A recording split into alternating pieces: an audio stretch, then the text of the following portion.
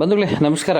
ಮನೆಯಲ್ಲಿ ನೀವು ಗ್ಯಾಸ್ ಉಪಯೋಗಿಸೋರು ಅಂತಾದರೆ ದಯವಿಟ್ಟು ಈ ವಿಡಿಯೋವನ್ನು ನೋಡಿ. ಈ ಮಹಿಳೆ ಈ ಸಿಲಿಂಡರನ್ನು ಎಳ್ಕೊಂಬರ್ತಾಳೆ ಅಡುಗೆ ಮನೆಯಿಂದ. ಏನೋ ಕನೆಕ್ಷನ್ ಸಮಸ್ಯೆ ಆಗಿ ಎಳ್ಕೊಬರ್ತಾಳೆ. ಎಳ್ಕೊಬಂದ ತಕ್ಷಣ ಮನೆಯಿಂದ ಹೊರಗಡೆ ಅದು ತೊಗೊಂಡು ಹೋಗಿದ್ದಿದ್ರೆ ಯಾವುದೇ ರೀತಿ ಸಮಸ್ಯೆ ಆಗ್ತಾ ಇರಲಿಲ್ವ ಏನೋ ಗೊತ್ತಿಲ್ಲ. ಆದರೆ ಅವರು ಎಳ್ಕೊಂಡು ಬಂದು ಆ ಸಿಲಿಂಡ್ರ್ ತೂಕ ಇದ್ದಿದ್ದಕ್ಕೋ ಅಥವಾ ಏನೋ ಗೊತ್ತಿಲ್ಲ, ಇಲ್ಲ ಆ ಎಮ್ಮಗೆ ಎಳೆಯೋದಕ್ಕೆ ಶಕ್ತಿ ಸಾಲಿಲ್ವೇನೋ ಗೊತ್ತಿಲ್ಲ, ಇಲ್ಲೇ ಬಿಟ್ಟು ಹೋಗ್ತಾಳೆ.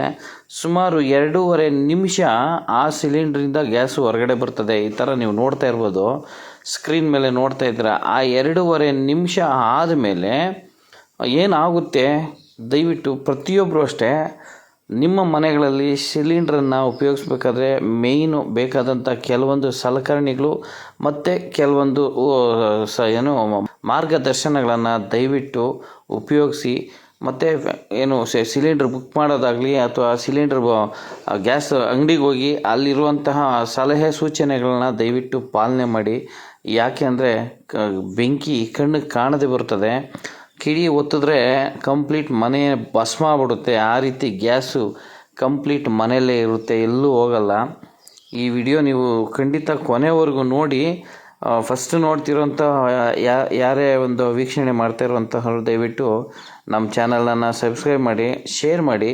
ಅದೇ ರೀತಿ ಬೇರೆಯವ್ರಿಗೂ ಮಾಹಿತಿ ಸಿಗೋದಿದ್ದರೆ ದಯವಿಟ್ಟು ನಿಮ್ಮ ಕಾಮೆಂಟನ್ನು ಹಾಕಿ. ಏನು ಮಾಡಬೇಕು ಅನ್ನೋದು, ಗ್ಯಾಸಲ್ಲಿ ತುಂಬ ಅನುಭವ ಇರೋಂಥವ್ರು ಇದ್ದರೆ ದಯವಿಟ್ಟು ಒಂದು ಕಾಮೆಂಟ್ ಹಾಕಿ, ಈ ರೀತಿ ಉಪಯೋಗಿಸ್ರೆ ಈ ರೀತಿ ಆಗುತ್ತೆ ಅಂತ. ಅಥವಾ ನಿಮ್ಮ ಮನೆಗಳಲ್ಲೂ ಇದೇ ರೀತಿ ಏನಾದರೂ ದುರ್ಘಟನೆಗಳೇನಾದರೂ ಸಂಭವಿಸಿದರೆ ದಯವಿಟ್ಟು ಕಾಮೆಂಟ್ ಮಾಡಿ.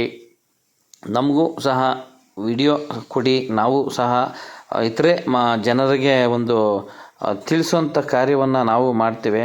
ನೋಡಿರಿ, ಕಂಪ್ಲೀಟ್ ಗ್ಯಾಸು ಖಾಲಿಯಾಗಿ ಆ ಪೈಪು ನಿಂತೋಗುತ್ತೆ ಗ್ಯಾಸ್ ಬರೋದು. ಮತ್ತು ಆ ಮಹಿಳೆ ನೋಡಿರಿ, ಮಹಿಳೆ ಮತ್ತು ಅವ್ರ ಮನೆಯಲ್ಲಿದ್ದಂತಹ ಇಬ್ಬರು ಸಹ ಈಗೇನೂ ಬರ್ತಿಲ್ಲ ಅನ್ನೋ ದೃಷ್ಟಿಯಿಂದ ಬರ್ತಾರೆ. ಬಂದು ಸಿಲಿಂಡರ್ ಹತ್ರ ನಿಂತ್ಕೊಳೋದೇ ತಡ ಅಡುಗೆ ಮನೆಯಿಂದ ಯಾವ ರೀತಿ ಬೆಂಕಿ ಬರುತ್ತೆ ನೋಡಿ. ಜಸ್ಟ್ ಒಂದೇ ಒಂದು ಸೆಕೆಂಡಲ್ಲಿ ಇಡೀ ಮನೆಯಲ್ಲಿದ್ದಂತಹ ಎಲ್ಲನೂ ಸುಟ್ಟು ಇದಾಗ್ಬಿಡುತ್ತೆ. ದಯವಿಟ್ಟು ನೀವು ಅಷ್ಟೇ ಗ್ಯಾಸ್ ಉಪಯೋಗಿಸುವಂತಹ ಯಾರೇ ಆಗ್ಬೋದು, ಮನೆಯಲ್ಲಿ ಗ್ಯಾಸ್ ಸೋರಿಕೆ ಆದರೆ ಅದಕ್ಕೆ ಆದಂತಹ ಕೆಲವೊಂದು ಮಾರ್ಗಸೂಚಿಗಳಿರ್ತದೆ. ದಯವಿಟ್ಟು ವರ್ಷ ಅಥವಾ 6 ತಿಂಗಳಿಗೆ ಒಂದು ಸತಿ ರೆಗ್ಯುಲೇಟ್ರು ಪೈಪು ಎಲ್ಲ ಚೆಕ್ ಮಾಡಿಸ್ತಾ ಇರ್ರಿ. ತೊಂದರೆ ಆದಮೇಲೆ ಏನೂ ಸುಖ ಇಲ್ಲ. ತೊಂದರೆ ಆಗೋಕ್ಕೆ ಮೊದಲು ದಯವಿಟ್ಟು ಚೆಕ್ ಮಾಡಿಸಿ ಅನ್ನೋದೇ ನಮ್ಮ ಮನವಿ. ಧನ್ಯವಾದಗಳು.